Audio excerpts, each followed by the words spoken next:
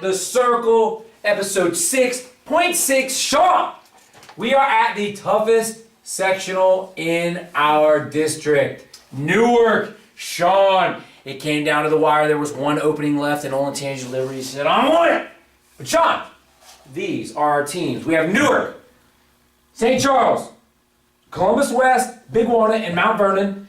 We also have Delaware Hayes, Westerville South, Westerville North, Lancaster, and Olentangy Liberty. Sean, these are some highly ranked teams. Yeah, this kind of got crazy late, as you see here. The last three picks all went here with our 1-3-5. I think this is by far head and shoulders. I mean, head and shoulders tougher than any other sectional. When you look at these teams, I mean, you think of the success Delaware Hayes had in dual meets. Yes. You know, all these. Then you have Westville North, Lancaster, Olentangy, Mount Vernon, Big Walnut. I mean, this becomes really incredible because you know when you have good dual meet teams means you don't have a lot of walk and forfeits. That's right. I think when I look at this, one way that jumps out at me for sure is 132. I mean, you got Bailey Monday. Bailey Monday, you got Blake Sato, you got Blake Wright, Craig Miller, Colvin. I mean, Yes. It kind of gets I crazy. bet they got somebody. I would venture to say that they have somebody. I know they got a couple kids that are not bad. Right, the weight starts to pick up at this district at 120, but other than that, it's kind of a little light there. But once we get going, man, this thing really gets humming there. When I look at it, I think Delaware kind of got pinched here. I think they're a team that, man, they're really, you know,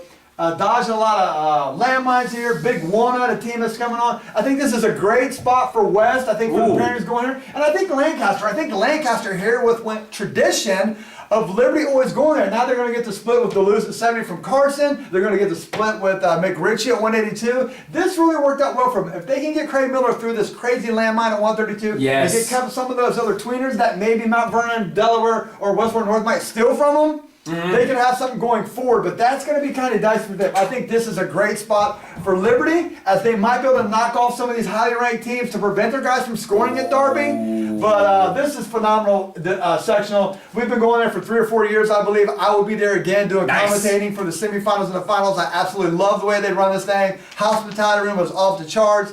The seating meeting before the tournament is top notch. We start exactly when we say we're going to. I mean, it's all the way around a very, very solid section. So. It most certainly is. Coach Martinez does a great job out there. He's got a great staff of people, army of people, if you will.